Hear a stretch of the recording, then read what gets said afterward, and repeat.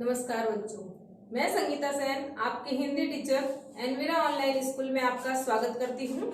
आज हम पढ़ेंगे कक्षा 7 के पाठ 2 दादी माँ का पाठ नंबर 3। पहले आपने पढ़ लिया पार्ट 1 और पार्ट 2 में पूरा पाठ अपने कंप्लीट हो गया। आज हम लेंगे उसी पाठ के शब्दार्थ और प्रश्न उत्तर। आइए पढ़ते हैं। पहला शब्दार्थ है आज के, पहला शब्द है कमजोरी। कमजोरी का अर्थ है कमी या दोष। अगला शब्द अनमना। अनमना का अर्थ है उदास। अगला शब्द है शुभचिंतक। शुभचिंतक का अर्थ है भला सोचने वाला। अगला शब्द बरबस। बरबस का अर्थ है यहाँ पर जबरन न चाहते हुए, यानी जबरदस्ती उनको कुछ न कुछ याद आया था। शरद। शरद का अर्थ है यहाँ पर बरसात और शीत के बीच की ऋतु, यानी वर्षा ऋतु और सर्दी का जो मौसम होता है उसके बीच में जो ऋतु होती है उसको बोलते हैं शरद ऋतु। अगला शब्द है धुंधली छाया। धुंधली छाया का अर्थ है अस्पष्ट रूप। अगला शब्द नाच उठना। नाच उठना का अर्थ है दिखाई देना। अगला शब्द है जलाशय। जलाशय का अर्थ है तालाब। अगला शब्द है चिवड़ा। चिवड़ा का अर्थ है भुने हुए चावल। अगला शब्द चैत। चैत का अर्थ है वर्ष का पहला महीना। जो अपने हिंदू मास महीने होते हैं ना, उसमें चैत का महीना जो होता है ना वो वर्ष का पहला महीना माना जाता है। हुड़क रहा। हुड़क रहा का अर्थ है यहाँ पर बहुत इच्छुक, यानी ज्यादा इच्छा होना कोई काम करने की। अगला शब्द है ज्वर। ज्वर का अर्थ है यहाँ पर बुखार। अगला शब्द कुआर। कुआर का अर्थ है यहाँ पर अश्विन मास, यानी वर्षा ऋतु का जो अंतिम महीना होता है उसे कहते हैं कुआर। कुआर ऋतु को क्या कहते हैं? अश्विन मास। अगला शब्द साबु। साबु का अर्थ है साबूदाना। अगला शब्द स्नेह सनेह। इसका अर्थ है प्रेम से भरा। अगला शब्द सद। सद का अर्थ है ताजा या उसी समय। अगला शब्द अदृश्य। अदृश्य का अर्थ है दिखाई न देने वाला। अगला शब्द है महामारी। महामारी का अर्थ है छूत से फैलने वाला रोग, यानी जो रोग आपके एक दूसरे के छूने से फैल जाता है वो कहलाता है महामारी। अगला शब्द है विसूचिका। विसूचिका का अर्थ है हैजा या चेचक। ये भी दो बीमारियां हैं। अगला शब्द है गूगल। गूगल का अर्थ है धुनी देने में प्रयोग होने वाला पदार्थ, यानी जो धुनी देते हैं ना आग में वगैरह, और उसमें से बीमारियां कटती है, धुनी देते सांस लेते रहते वो।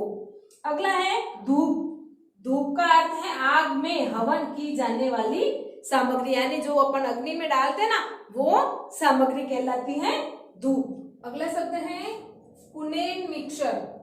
इसका अर्थ है मलेरिया की दवा। पाठ के अंदर ये शब्द आया था कुनेन मिक्सर, जिसका अर्थ था मलेरिया की दवा, जो कि डॉक्टर उन्हें बुखार के लिए दिया करते थे। अगला शब्द है तीतई। तीतई का अर्थ है कड़वापन, यानी वो दवा कैसी थी? बिल्कुल खारी। कड़वापन का मतलब खारी। अगला शब्द दूधो नहाओ। दूधो नहाओ दादी माँ ने, नहीं वो रामी की चाची ने दादी माँ को आशीर्वाद दिया था ना, दूधो नहाओ पूतो फलो, तो उसमें दूधो नहाओ का अर्थ है धनवती हो, यानी आपके पास बहुत सारा धन हो। अगला शब्द है पूतो फलो। पूतो फलो का अर्थ है पुत्रवती हो। अगला शब्द उरीन। उरीन का अर्थ है ऋण से मुक्त। अगला शब्द हसाई। हसाई का अर्थ है मजाक या उपहास। अगला शब्द है दालान। दालान का अर्थ है खुला आंगन। अगला शब्द भंडाफोड़। इसका अर्थ होगा पोल खुलना। अगला शब्द है मुंह में राम बगल में छुरी। ये एक मुहावरा भी है जिसका अर्थ है मुंह से मीठा बोलना लेकिन मन में छल कपट रखना। अगला शब्द है वाद्य चक्र। वाद्य चक्र का अर्थ है बवंडर। अगला शब्द धोखे की टट्टी। इसका अर्थ है असत्य या झूठ। अगला शब्द है अतुल। अतुल का मतलब बहुत सारी। अगला शब्द व्यय। व्यय का अर्थ है खर्च। अगला शब्द है डावाडोल। डावाडोल का अर्थ है यहाँ पर अस्थिर। अगला शब्द है चारा। चारा का अर्थ है यहाँ पर उपाय। अगला शब्द है विलीन। विलीन का अर्थ है अदृश्य, यानी दिखाई नहीं देना। अगला शब्द है अभयदान। अभयदान का अर्थ है रक्षा का कवच। अगला शब्द है आपत्ति। आपत्ति का अर्थ है विरोध। ये हो गए अपने इस पाठ में आए कुछ कठिन शब्दों के अर्थ। आइए लेते हैं इस पाठ के प्रश्न उत्तर। पहला प्रश्न है, लेखक को अपनी दादी माँ की याद के साथ साथ बचपन की और किन किन बातों की याद आ जाती है। यानी लेखक जब उदास बैठे होते हैं ना, तो उनको उनकी बचपन की याद के साथ साथ दादी माँ की और कौन कौन सी यादें आती है और उनको अपने बचपन की और कौन कौन सी बातें याद आ जाती हैं। देखते हैं उत्तर। उत्तर है, लेखक को दादी माँ की याद के साथ साथ बचपन की अनेक घटनाएं याद आ जाती हैं। क्वार के महीने में जलाशय में कूदकर नहाना, यानी क्वार यानी वर्षा का जो महीना था, वर्षा ऋतु का अंतिम महीना, उसके अंदर क्या करना, जलाशय यानी तालाबों में कूदकर नहाना, वो याद आता है। बीमार होने पर दादी माँ की गई ममतामयी देखभाल, यानी जब वो बीमार होते तो उनकी दादी माँ किस तरीके से उनकी देखभाल करती, वो सारी बातें उनको याद आ गई। धन्नो को दिया गया कर्जा माफ करना और उसकी सहायता करना। धन्नो कौन थी? रामी की चाची, जिसका नाम था धन्नो। उसने दादी माँ से जो कर्जा लिया था, दादी माँ ने उसको माफ कर दिया था और उसकी सहायता के लिए 10 रुपए और दे दिए थे, है ना। तो बचपन की ये सारी बातें लेखक को याद आ जाती हैं। पिताजी को आर्थिक संकट के समय में अपना कंगन निकाल कर देना आदि, यानी जब पिताजी के आर्थिक संकट आ जाता है, पिताजी के पास पैसे नहीं होते, तो दादी माँ क्या करती है, अपना जो सोने का कंगन था वो निकाल कर उनको दे देती है, यानी उनकी भी वह मदद करती है। यानी ये सारी बातें उनको बचपन की वापस याद आती हैं। अगला प्रश्न है, दादाजी की मृत्यु के बाद लेखक के घर की आर्थिक स्थिति खराब क्यों हो गई। इसका उत्तर है, दादाजी की मृत्यु के बाद लेखक के पिता ने दादी के मना करने पर भी उधार के पैसे लेकर दादाजी का श्राद्ध किया, इसलिए लेखक के घर की आर्थिक स्थिति खराब हो गई। यानी दादी जी ने मना किया था, बेटा पिताजी के पीछे इतना खर्चा मत कर, लेकिन लेखक के पिता नहीं मानते और लोगों से कर्जा लेकर उनका श्राद्ध क्रियाक्रम वगैरह करते हैं, तो उसकी वजह से क्या होता है, लेखक के घर की आर्थिक स्थिति खराब हो जाती है। अगला प्रश्न है, दादी माँ के स्वभाव का कौन सा पक्ष आपको अच्छा लगता है और क्यों। अपन ने ये पूरा पाठ पढ़ा, इसमें दादी माँ की कौन सी बातें आपको अच्छी लगी और क्यों। आइए देखते हैं इसका उत्तर। दादी माँ में परोपकार की भावना कूट कूट कर भरी थी। परोपकार यानी दूसरों का भला करने की भावना कूट कूट कर भरी थी। वह किसी को दुखी देखकर पिघल जाती, यानी उनको जल्दी से दया आ जाती किसी को दुखी देखती तो। दादी माँ के स्वभाव का यह पक्ष हमें अच्छा लगा। क्यों? क्योंकि धन्नो की स्थिति, धन्नो कौन थी, रामी की चाची, उसकी स्थिति देखकर वह उसका कर्जा माफ कर देती हैं और उसकी सहायता हेतु और पैसे उसको दे देती हैं। धन्नो दादी माँ को खूब दुआएं देती हैं।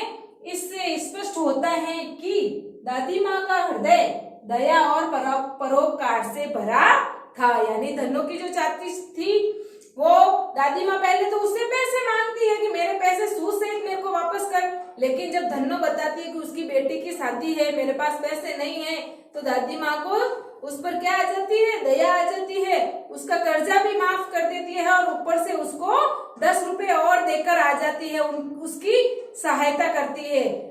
इस पाठ में हमें ये पक्ष अच्छा लगा दादी माँ का। क्यों? क्योंकि वो दया और परोपकार से भरा था, यानी वो हमेशा दूसरों का हित चाहने वाली थी। लेते हैं अगला प्रश्न।